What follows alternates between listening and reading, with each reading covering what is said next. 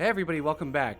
I just want to say before we start, I've started a Patreon to support my One Last Monster work. If these kinds of breakdowns are useful to you and you want to help keep them coming along with other exclusive OLM content, the link's below. Totally optional.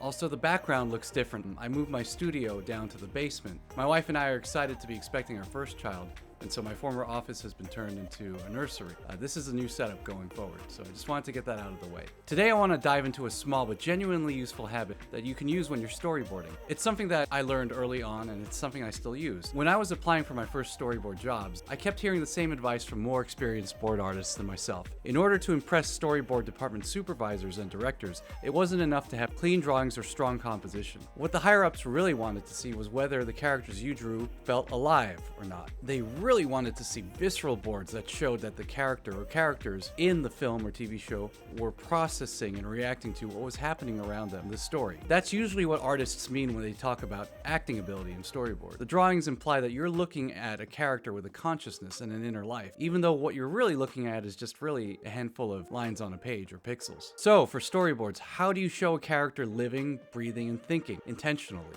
I really think it comes down to paying attention to emotional transitions within a shot.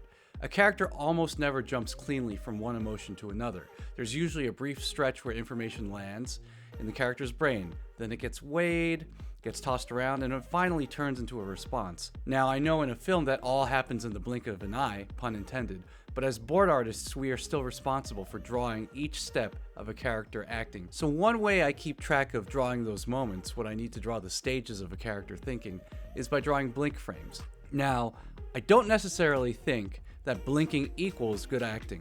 What really matters is the change between emotional states again. Heck, you could say that acting for storyboards involves showing a series of realizations. The blink just helps mark the moment where one reaction finishes and another one begins. On most productions I've worked on, editors don't keep blink frames. They're often cut for pacing, but I still like drawing them anyway, especially in my own work, because they help me keep track of how many internal beats a character is usually going through in a shot. So let's break it down. Here's an example. So let's say you have a shot. A character hears bad news from somebody else in the room.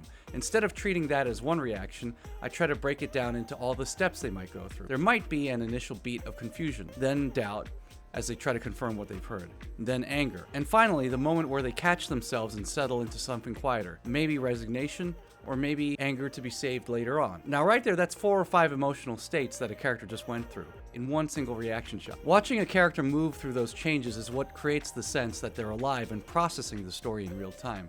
And on a broader level, this is what keeps scenes engaging. Things are always shifting, even in quiet moments for our heroes. A character is always either moving closer to what they want or drifting further away from it. So by building those small emotional changes into your storyboards and thinking about the processes, the steps, that helps keep both the character and the story moving forward. So think about how can you best show in your storyboards and in your story the series of realizations, reactions, and processes and thinking that your character goes through. Thanks for watching and all your support. Have a great day.